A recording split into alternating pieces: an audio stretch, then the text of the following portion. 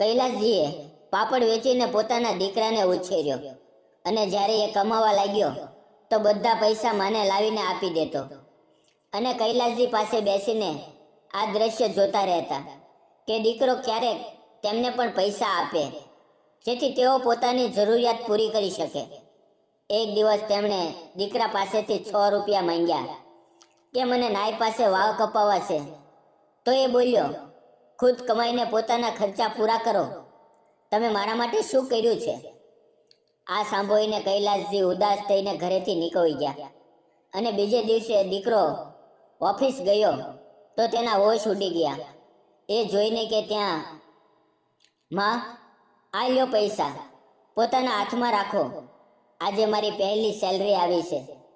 બોસે કહ્યું છે કે જલ્દી તેઓ મારી પ્રમોશન પણ કરી દેશે. પ્રદીપે પોતાની માના હાથમાં પૈસા મૂક્યા અને તેમના પગ પાસે બેસી ગયો. માના ચહેરા પર ખુશીની લહેર દોડી ગઈ. તેણે દીકરાના વાવ પર હાથ ફેરવતા કહ્યું, ભગવાન તને જિંદગી આપે બેટા, તું હંમેશા ખુશ રહે, તારી કમાણીમાં બરકત થાય, તારા હાથમાં જે કંઈ છે એ અમારા માટે ઘણું છે, તારી મહેનત રંગ લાવી છે. પ્રદીપે માની આંખોમાં ખુશી જોઈ અને દિલમાં સંતોષ અનુભવ્યો કે આજે એ પોતાની માના કામમાં આવ્યો. કૈલાસજી ઓસરીમાં બેઠા બેઠા આ દ્રશ્ય જોઈ રહ્યા હતા. તેમને લાગ્યું કે દીકરો તેમના હાથ પર પણ કંઈક મૂકશે.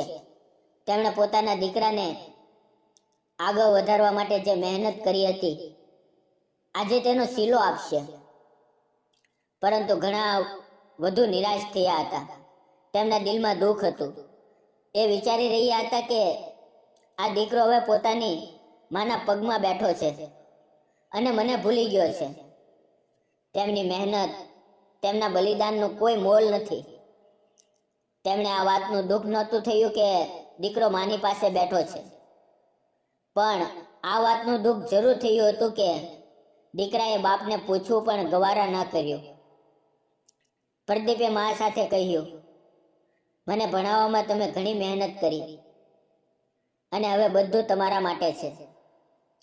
માએ મુસ્કુરાતા કહ્યું, બેટા, ભગવાન તને હંમેશા ખુશ રાખે અને તારી કમાણીમાં બરકત આપે. તારી મહેનતને કદી વ્યર્થ ના જવા દે. કૈલાસજીએ ચૂપચાપ તેમની તરફ જોયું. એ કંઈ ના બોલ્યા, પણ દિલની અંદર એક ખાલીપણું હતું. તેમણે વિચાર્યું કે આ એ પવ છે જેના માટે તેમણે જિંદગીભર મહેનત કરી હતી, પણ લાગે છે કે દીકરાના દિલમાં તેમના માટે જગ્યા ના રહી. રાતે કૈલાસજી મોડે સુધી જાગતા રહ્યા. એ પોતાના ઓરડામાં બેઠા વિચારી રહ્યા હતા કે શું ખરેખર મેં કંઈ ખોટું કર્યું કે દીકરો બદલાઈ ગયો છે? એ પોતાના દીકરાની સફળતા પર ખુશ પણ થવા માંગતા હતા, પણ દિલમાં દર્દ હતું કે મારી મહેનત અને મારા બલિદાનને અવગણી દીધું છે. એ વિચારી રહ્યા હતા કે શું તેમણે આટલો સમય આ બધું એટલે જ કર્યું કે આજે તેમને દુઃખ મળે? સવારે પ્રદીપ રોજની જેમ ઓફિસ ચાલ્યો ગયો. માના નાસ્તા પછી કૈલાસજી તેમની પાસે આવીને બેસીને કહેવા લાગ્યા, જુઓ, તમારો દીકરો હવે કમાવા લાગ્યો છે, તમને આરામ મળશે, તમારી મહેનત રંગ લાવી છે. કૈલાસજીએ માથું હલાવ્યું. એ કોઈ વાત કરીને પોતાની પત્નીનું દિલ દુખાવા માંગતા નહોતા. 2 દિવસ સુધી કૈલાસજી ચૂપ રહ્યા. ક્યારેક પ્રદીપને જોતા, જે પોતાના કામો અને મિત્રોમાં વ્યસ્ત હતો. કૈલાસજીની નજરો વારંવાર તેના ચહેરા પર અટકી જતી હતી. જેને કંઈક કહેવું હતું પણ જીભ ચૂપ હતી. તેમના દિલમાં એક હળવી આશા હતી કે કદાચ દીકરો ખુદ જ કહેશે, પિતાજી, આ લ્યો તમારા માટે કંઈક લાવ્યો છું. પણ એ દિવસ ના આવ્યો. 3જા દિવસે જ્યારે પ્રદીપ ઓફિસેથી પાછો આવ્યો તો કૈલાસજીએ તેને અવાજ આપ્યો, બેટા, મારે નાઈ પાસે જવું છે, 100 રૂપિયા આપ. પ્રદીપે અટકીને કહ્યું, પિતાજી, ખુદ કમાઈને પોતાના ખર્ચા પૂરા કરો. તમે મારા માટે શું કર્યું છે? હું તમારી જવાબદારી ના લઈ શકું. કૈલાસજીના દિલ પર જાણે બોમ્બ ફૂટ્યો. એ ચૂપ રહી ગયા, પણ અંદરથી તૂટી ગયા હતા. પ્રદીપે વધુ કંઈ ના કહ્યું, બસ ઓરડામાંથી ચાલ્યો ગયો. કૈલાસજીએ ધીમે ધીમે દરવાજો બંધ કર્યો અને પથારી પર જઈને બેઠા. તેમના હાથ કાપી રહ્યા હતા અને આંખોમાં આંસુ હતા. એ વિચારી રહ્યા હતા કે આ એ પવ છે જેની રાહ જોવાતી હતી. પણ દીકરાએ પોતાની મહેનતનું ફળ ફક્ત મા માટે વિચાર્યું, બાપ માટે નહીં. તેમના દિમાગમાં પ્રદીપનો અવાજ ગુંજી રહ્યો હતો, ખુદ કમાઈને પોતાના ખર્ચા પૂરા કરો. તમે મારા માટે શું કર્યું છે?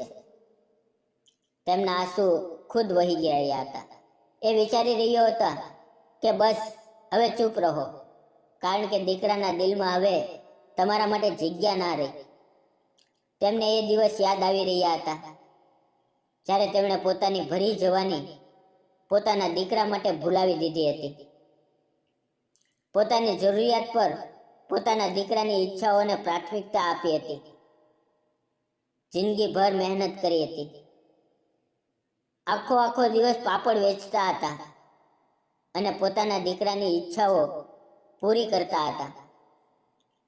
કેટલી વાર એવું થયું હતું કે પ્રદીપની જરૂરિયાતો પૂરી કર્યા પછી તેમની પાસે ઘરના ખર્ચા માટે પણ પૈસા ના બચતા.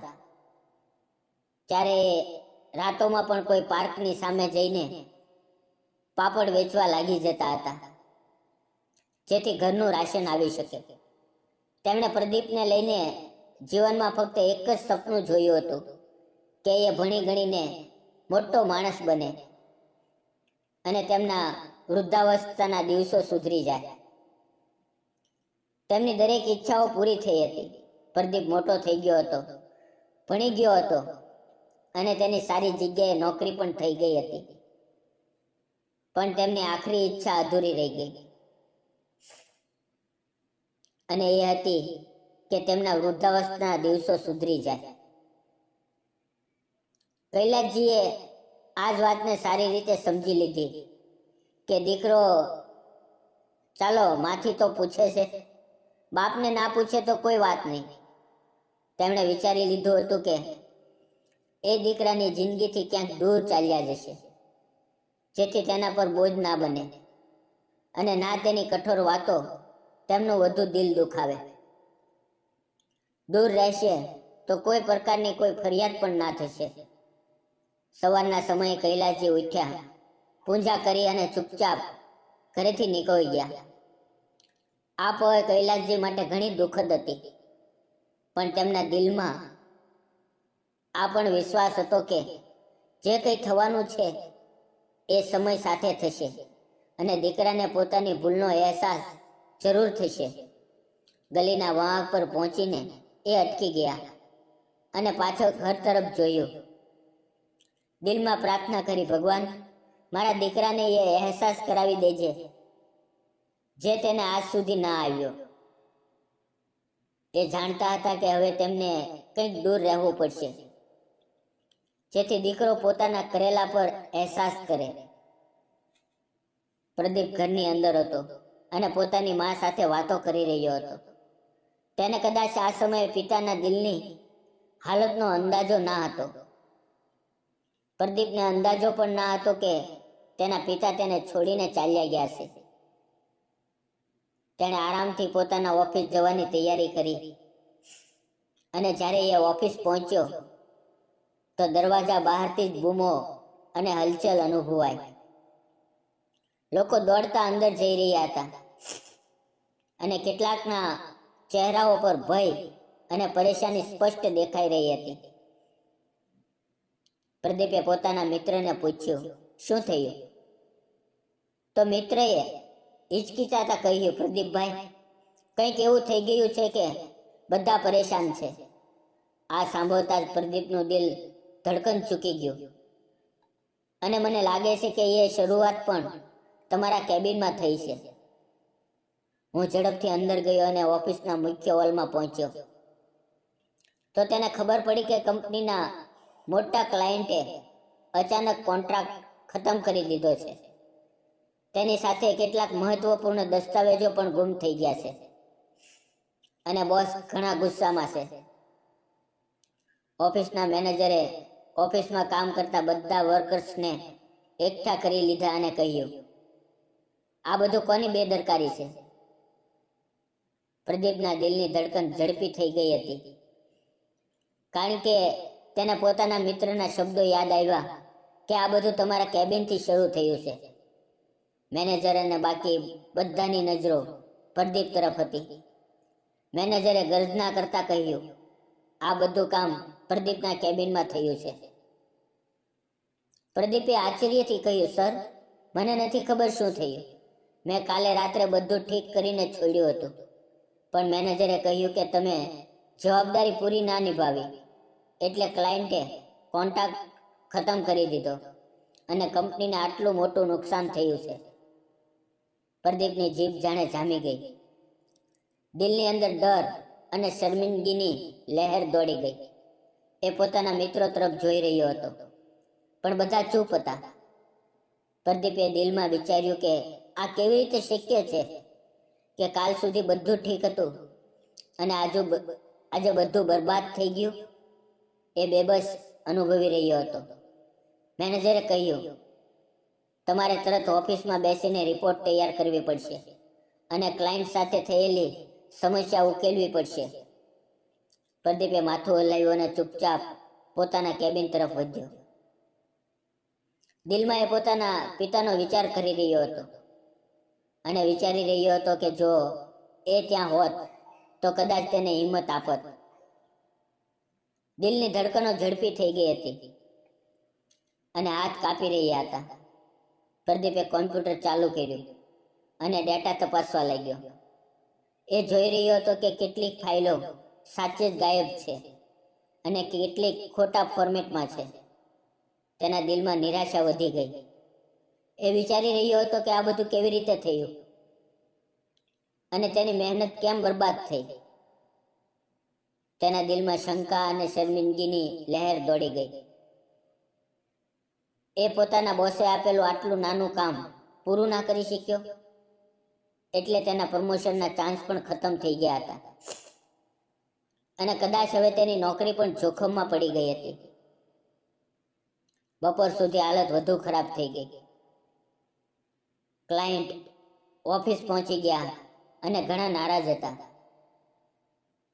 તેમણે કહ્યું કે ભૂલને અવગણી ના શકાય, કે અમારા બિઝનેસમાં આટલી બેદરકારી કેવી રીતે થઈ. પ્રદીપે દિલમાં જ કહ્યું, આ બધું કેવી રીતે થયું? મેં તો બધું ઠીક કર્યું હતું.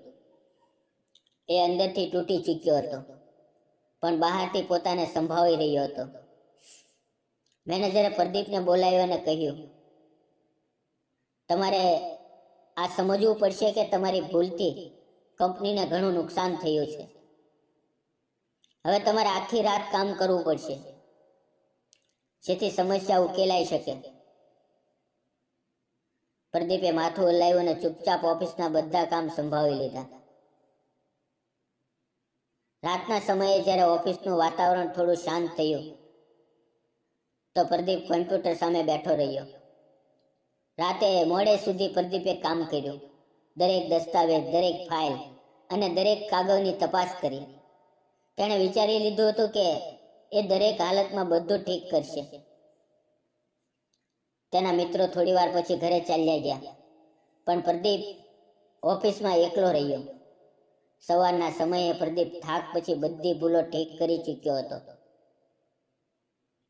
તેણે જોયું કે મેનેજર અને ક્લાયન્ટ બંને રાહ જોઈ રહ્યા છે. દિલની અંદર એક અજીબ ડર હતો, પણ તેણે હિંમત એકઠી કરી. તેણે બધું વિગતવાર સમજાવ્યું કે અને કહ્યું કે ક્યાં ખરાબી થઈ અને તેને કેવી રીતે ઠીક કરી શકાય. મેનેજરે ચૂપચાપ તેની વાત સાંભળી અને પછી માથું હલાવ્યું. ક્લાયન્ટના ચહેરા પર પણ ગુસ્સો થોડો ઓછો થયો. બપોર સુધી પ્રદીપે બધું ઠીક કરી દીધું. ઓફિસના વાતાવરણમાં શાંતિ પાછી આવી ગઈ. હવે ક્લાયન્ટને નિર્ણય લેવાનો હતો કે તેને ડીલ કરવી છે કે તોડી દેવી. કારણ કે તેમનો ઘણો સમય બગડ્યો હતો. તેમને આટલી મોટી કંપની આટલી નાની ભૂલના આધારે આ ડીલનો નિર્ણય લેવાનો હતો. ક્લાયન્ટે કહ્યું કે 1-2 દિવસ પછી વિચારીને જવાબ આપશે. ત્યારે પ્રદીપ ઘરે પાછો ફેર્યો અને જ્યારે તેણે ક્લાયન્ટની કંપની અને બાકી માહિતી કાઢી તો તેને ખબર પડી કે નવા ક્લાયન્ટ તેના પિતાના ઘણા જૂના જાણકાર છે અને જો કૈલાસજી તેમની સાથે વાત કરે તો આ ડીલ ફાઇનલ કરી શકાય અને તેમની નોકરી પણ બચી જશે. એ તરત કૈલાસજીના ઓરડા તરફ દોડ્યો જેથી તેમને આ વાત માટે મનાવી શકે કે એ જઈને તેને ભલામણ કરે. પણ કૈલાસજી પોતાના ઓરડામાં નહોતા. જ્યારે આ સમયે એ ઓરડામાં જ હોવા જોઈએ. એ ગભરાઈને માથી પૂછવા લાગ્યો, માં પિતાજી ક્યાં છે? માએ આંખોમાં આંસુ લઈને તેની તરફ જોયું અને કહ્યું, એ સવારે ઘરથી બહાર નીકળ્યા હતા પણ હજુ સુધી પાછા નથી આવ્યા. એક કાગળ છોડ્યો છે જેમાં લખ્યું છે કે એ હંમેશા માટે આ ઘર છોડીને જઈ રહ્યા છે. કેમ માં? પિતાજી ઘર છોડીને કેમ ચાલ્યા ગયા? પ્રદીપે પરેશાનીથી પૂછ્યું તો માએ માથું ઝુકાવીને કહ્યું, તેમણે મને કંઈ પણ ના કહ્યું. કાશ એ કહી દેત કે તેમને કઈ વાત ખરાબ લાગી જેને કારણે એણે ઘર છોડીને ચાલ્યા ગયા. પ્રદીપ ચારપાઈ પર ધડામ ગીરી પડ્યો. એક આખરી આશા પણ તૂટી ગઈ હતી. આજે જો પિતાજી હોત તો એ તેની દરેક ભૂલ ઠીક કરી દેત. પણ પિતાજી તો ક્યાંક ચાલ્યા ગયા હતા. એ પરેશાનીથી તેમણે શોધવા નીકળી પડ્યો. આખો દિવસ શોધ્યા પછી પણ કંઈ ના મળ્યું. રાતે થાકેલો ઘરે પાછો ફર્યો અને માના ગળે લાગીને રડવા લાગ્યો. કહેવા લાગ્યો કે મને યાદ આવી ગયું કે પિતાજી વગર જણાવે ઘર છોડીને કેમ ગયા. બધું મારી ભૂલ છે. મેં તેમને પોતાના શબ્દોથી કઠોરતાથી ઘર છોડવા મજબૂર કરી દીધા. માં, બધો દોષ મારો છે. એ જોર જોરથી રડતો રહ્યો. માએ તેના માથા પર હાથ ફેરવતા કહ્યું, બેટા, તું પણ તો પોતાના પિતાની બધી કુરબાની ભૂલી ગયો હતો. કેવી રીતે દિવસ રાત તેમણે તને ભણાવવા અને આગળ વધારવા માટે મહેનત કરી.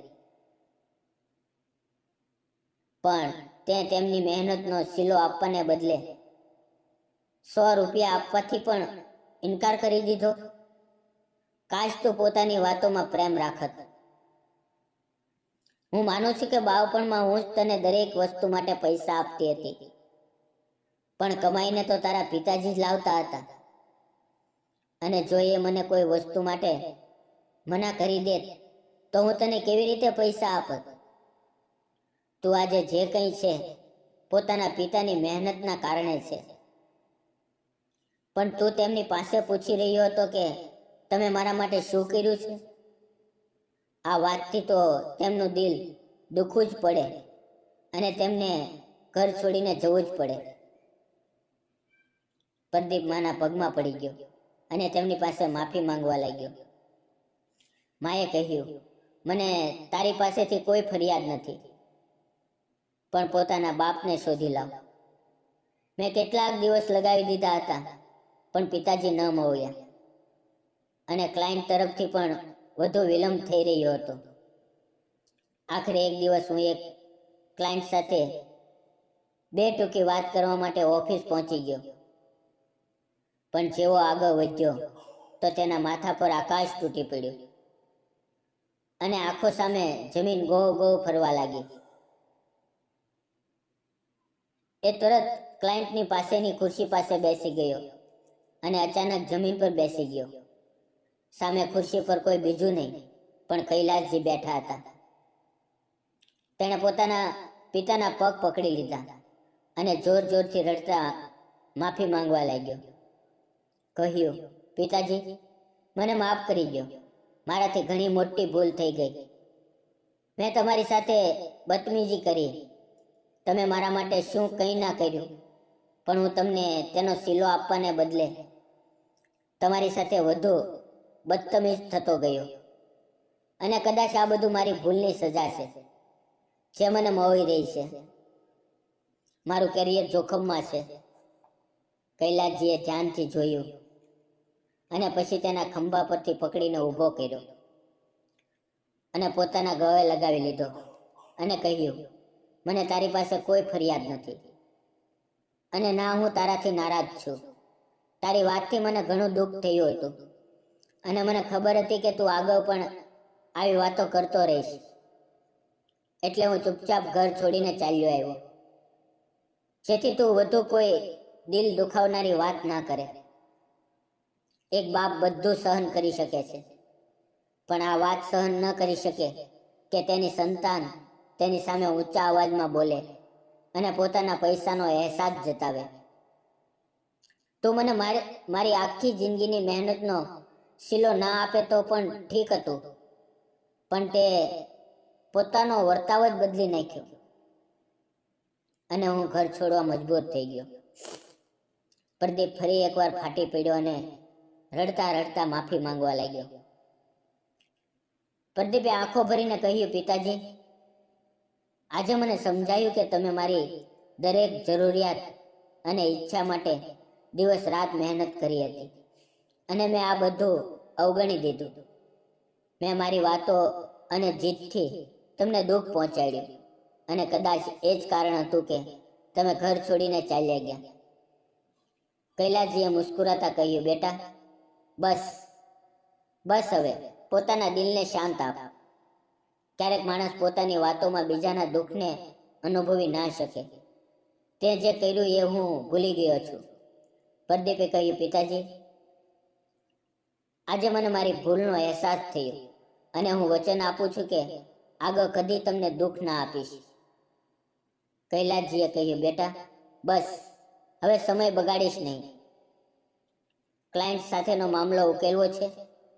પ્રદીપે માથું હલાવ્યું અને કહ્યું, હું બાપ સાથે ચાલીશ, જેથી બધું ઠીક થઈ જાય. એ બંને ઓફિસ તરફ ચાલી પડ્યા. પ્રદીપ વારંવાર માફી માંગી રહ્યો હતો અને પિતાજી સાથે પોતાની વાતો અને વર્તાવ પર વાત કરી રહ્યો હતો. જ્યારે એ ઓફિસ પહોંચ્યો તો પ્રદીપે ક્લાયન્ટ સાથે સીધી મુલાકાત કરીને કહ્યું, સર, હું તમારી સામે મારી ભૂલો સ્વીકારું છું. એ કૈલાસજીના જૂના જાણકાર હતા. તેમણે કૈલાસજી સાથે વાત કરી અને પ્રદીપની ભૂલ માફ કરીને ડીલ ફાઇનલ કરી. પ્રદીપના દિલમાં ખુશીની લહેર દોડી ગઈ અને આંખોમાં આંસુ ભરાઈ આવ્યા. પણ આ આંસુ ખુશીના હતા. તેમણે કૈલાસજીના હાથ પકડ્યા અને કહ્યું, પિતાજી, તમે આજે મારું કરિયર બરબાદ થવાથી બચાવી લીધું, અને મેં સમજી લીધું કે પિતાની મહેનત અને બલિદાનનું કોઈ મોલ નથી. ઘરે પાછા ફરીને પ્રદીપે માને બધું કંઈ સંભળાવ્યું. માએ ખુશીથી તેના માથા પર હાથ મૂક્યો અને કહ્યું, બેટા, તે પોતાની મહેનત અને પિતાના આશીર્વાદથી બધું સંભાળી લીધું. તું સાચે જ મોટો થઈ ગયો છે. પ્રદીપે કહ્યું, માં, આજે મને પિતાની કુરબાની અને મહેનતનો સાચો અર્થ સમજાયો. એ ફક્ત મારા માટે નહીં, પણ પિતાની પણ સેવા કરવાનું મહત્વ જાણી ગયો. રાતે પ્રદીપ અને કૈલાસજી બેઠા હતા. પ્રદીપ વારંવાર પોતાની ભૂલો પર માફી માંગી રહ્યો હતો, અને કૈલાસજી ચૂપચાપ તેને જોઈ રહ્યા હતા. કૈલાસજીના દિલમાં શાંતિ હતી કે દીકરો હવે સમજી ગયો છે, અને તેમની મહેનત અને કુરબાની વ્યર્થ ના ગઈ. એ દિલમાં જ પ્રાર્થના કરી રહ્યા હતા કે ભગવાન પ્રદીપને હંમેશા સમજદાર અને સફળ રાખે. પ્રદીપે દિલમાં જ વચન આપ્યું કે હવે તેને દરરોજ પિતાની મહેનત અને કુરબાનીનો સિલો આપવાનો દિવસ હશે. તેણે પિતાજી સાથે દરેક નાના મોટા નિર્ણયમાં વાત કરી અને દરેક સફળતામાં તેમનો સાથ આપ્યો. આમ પિતા અને દીકરા વચ્ચે ફરી પ્રેમ અને વિશ્વાસનો સંબંધ સ્થાપિત થયો. તો દોસ્તો, આ વાર્તા વિશે તમારી શું રાય છે? કોમેન્ટ બોક્સમાં જરૂર કહેજો. અને જો તમને અમારી આજની વાર્તા સારી લાગી હોય તો પ્લીઝ તેને લાઈક જરૂર કરજો. જો તમે હજી સુધી અમારી ચેનલને સબસ્ક્રાઇબ ના કરી હોય તો જરૂર કરી લેજો. તો મળીએ એવી જ એક મોટિવેશનલ વાર્તા સાથે. થેન્ક્સ ફોર વોચિંગ મિત્રો. ફરી મળશું આવતીકાલે. ધન્યવાદ.